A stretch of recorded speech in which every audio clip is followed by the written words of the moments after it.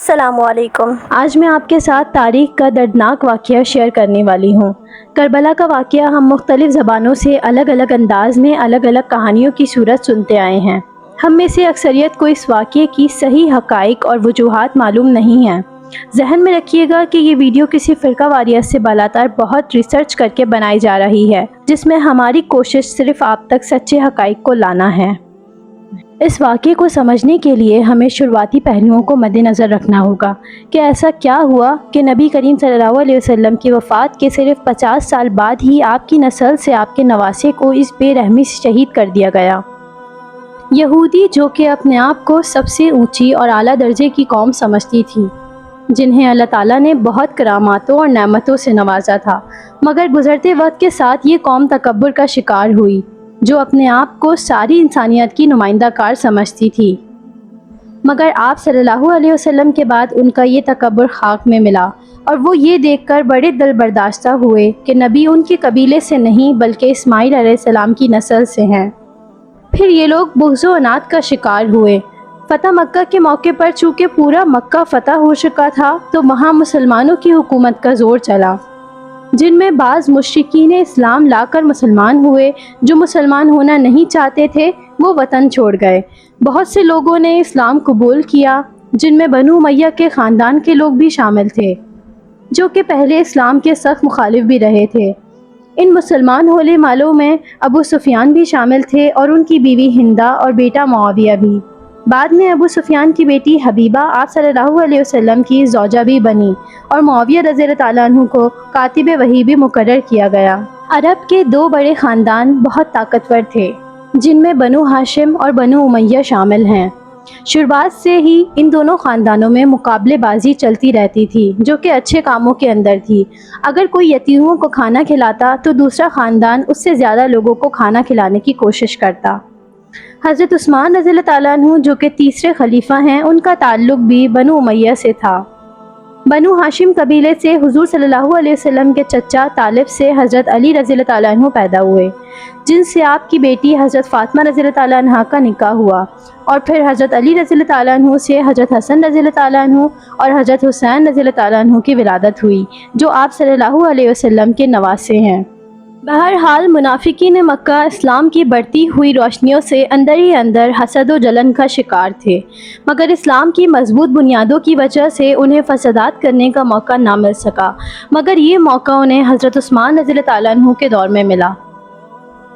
منافقین جانتے تھے کہ بنو ہاشم اور بنو امیہ ان دو قبائل میں اختلافات کر کے ہی ہم مسلمانوں کو گروہوں میں بانٹ سکتے ہیں، کیونکہ بعد میں بنو ہاشم اور بنو امیہ دونوں خاندان مسلمان ہو چکے تھے۔ شروعاتی اختلافات کو نئے طریقے سے کھڑا کرنے کی کوششیں کی گئیں، جن کوششوں کا آغاز سب سے پہلے عبداللہ ابن سبا نے کیا، جو اسلام کا لباس اڑ کر مدینہ آیا اور لوگوں میں اپنی دھاک بٹھائی۔ اس کے بعد اس نے اور اسی کے منافقین ساتھیوں نے مل کر مختلف تصورات جمع کیے۔ پہلا تصور یہ ڈالا گیا کہ حضرت علی رضی اللہ تعالیٰ عنہ الہ ہیں، نعوذ باللہ۔ دوسرا، حضور صلی اللہ علیہ وسلم کے وصی حضرت علی رضی اللہ تعالیٰ عنہ ہیں تو خلافت پر پہلا حق انہی کا ہے، جبکہ دوسری طرف حضرت علی رضی اللہ تعالیٰ عنہ نے کبھی خلافت پر حق برداری نہیں کی۔ چونکہ بنو ہاشم خاندان سے ایک فرد کو نبوت ملی تو شوشہ یہ اٹھایا گیا کہ خلافت بھی بنو ہاشم کو ہی ملنی چاہیے۔ منافقین جو اس طاق میں تھے کہ موقع ملتے ہی مسلمانوں کا بٹوارا کریں، انہوں نے فتنوں کی شروعات حضرت عثمان رضی اللہ تعالیٰ عنہ کے آخری دور خلافت کے 2 سالوں میں کی۔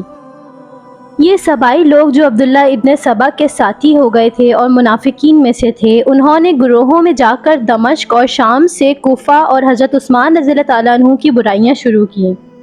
ان کے اوپر الزامات لگاتے کہ حکومت ٹھیک نہیں ہے، جبکہ کوفہ میں دمشق اور شام کی برائیاں کرتے اور حضرت عثمان رضی اللہ تعالیٰ عنہ کی برائیاں کرتے۔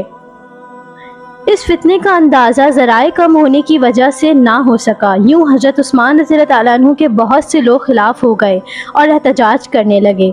اسی احتجاج میں حضرت عثمان رضی اللہ تعالیٰ عنہ کو شہید کر دیا گیا، جو الگ ایک ظلم اور درد بھری داستان ہے۔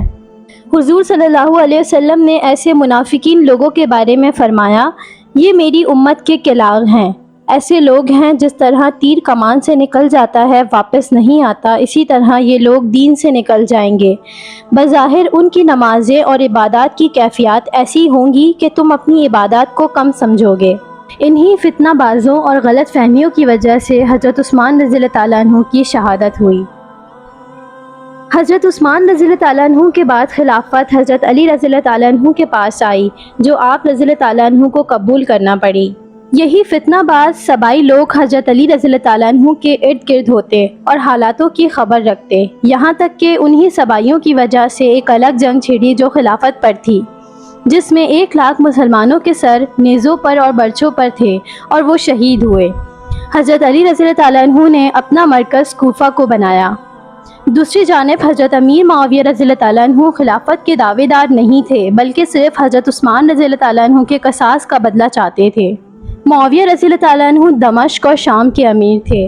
وہ پہلے حضرت عثمان رضی اللہ تعالیٰ عنہ کے قصاص کا بدلہ چاہتے تھے، مگر حضرت علی رضی اللہ تعالیٰ عنہ کا مطالبہ یہ تھا کہ میری بیعت کرنے پر اور حکومت مضبوط ہونے کے بعد ہم عثمان رضی اللہ تعالیٰ عنہ کا قصاص ضرور لیں گے، جس کی وجہ سے حضرت معاویہ رضی اللہ تعالیٰ عنہ اور حضرت علی رضی اللہ تعالیٰ عنہ میں اختلافات پیدا ہوئے۔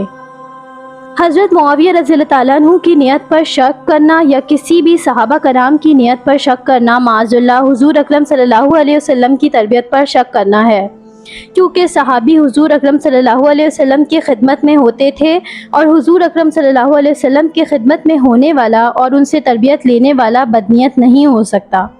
لہٰذا اس طرح کے خیالات رکھنا کہ معاذ اللہ معاویہ رضی اللہ تعالیٰ عنہ کو حکومت کا لالچ تھا، خود ایک بڑا گناہ ہے۔ یہ معاملہ ہمیں اللہ پر چھوڑ دینا چاہیے۔ یہ ہمیں زیب نہیں دیتا کہ 1400 سال بعد آج ہم صحابہ کرام اجمعین جن کو جنت کی بشارتیں تک ہوئیں، ہم ان کی نیت پر شک کریں۔ بہرحال انہی فتنہ بازوں کی وجہ سے حضرت علی رضی اللہ تعالیٰ عنہ کی بھی شہادت ہوئی۔ بعد میں حضرت علی رضی اللہ تعالیٰ عنہ کے بعد باہمی مشورے سے حضرت حسن رضی اللہ تعالیٰ عنہ کو خلیفہ چنا گیا۔ اس میں بادشاہی طریقہ شامل نہ تھا۔ حضرت حسن رضی اللہ تعالیٰ عنہ نے حضرت امیر معاویہ رضی اللہ تعالیٰ عنہ سے صلح کی اور خلافت ان کے سپرد کر دی اور جنگی دور کا اختتام کیا۔ ایک بار حضور اکرم صلی اللہ علیہ وسلم نے حضرت حسن رضی اللہ تعالیٰ عنہ کی طرف فرمایا تھا کہ میرا یہ بیٹا مسلمانوں کے 2 گروہوں میں صلح کروائے گا۔ بعد میں سبائی جو کہ فتنہ سازی کے حامل تھے، انہوں نے حضرت حسن رضی اللہ تعالیٰ عنہ کو طعنے دیے اور برا بھلا کہا کہ آپ نے معاویہ رضی اللہ تعالیٰ عنہ کے سامنے بزدلی دکھائی۔ حضرت حسن رضی اللہ تعالیٰ عنہ بھی شہید کر دیے گئے۔ بعض روایت میں یہ ہے کہ انہوں نے اپنی طبی موت سے وفات پائی۔ یہ معاملہ اللہ تعالیٰ کے سپرد ہے۔ حضرت امیر معاویہ رضی اللہ تعالیٰ عنہ نے 20 سال حکومت کی اور یہ 20 سال بغیر جھگڑے امن و امان میں گزرے۔ امیر معاویہ رضی اللہ تعالیٰ عنہ کے دور میں کسی سبائی یا منافق کی دوبارہ سر اٹھانے کی ہمت نہ ہوئی۔ یاد رہے امیر معاویہ رضی اللہ تعالیٰ عنہ کاتبان وحی بھی تھے۔ صحابہ کرام میں حکومتوں کے لیے بغض اور عناد تھا۔ یہی بنیادی فتنہ ہے جو عبداللہ ابن سبا نے پیدا کیا منافقین کے دل میں۔ اگر یہی غلط فہمیاں یا نیتوں پر شک ہم اپنے دل میں رکھیں گے تو اس سے یہ واضح ہوگا کہ ہم بھی فتنہ بازوں کی باتوں میں یقین کر رہے ہیں، جبکہ معاویہ رضی اللہ تعالیٰ عنہ رسول اکرم صلی اللہ علیہ وسلم کے ساتھ ہوتے تھے، اور نیتوں پر شک کرنا معاذ اللہ حضور صلی اللہ علیہ وسلم کی تربیت پر شک کرنا ہے۔ اس واقعے کا دوسرا پارٹ دیکھنے کے لیے میرے ساتھ جڑے رہیے۔ چینل کو لائک، شیئر، کمنٹ اور سبسکرائب ضرور کر دیجیے گا۔ ملتے ہیں نیکسٹ ویڈیو کے ساتھ۔ اللہ حافظ۔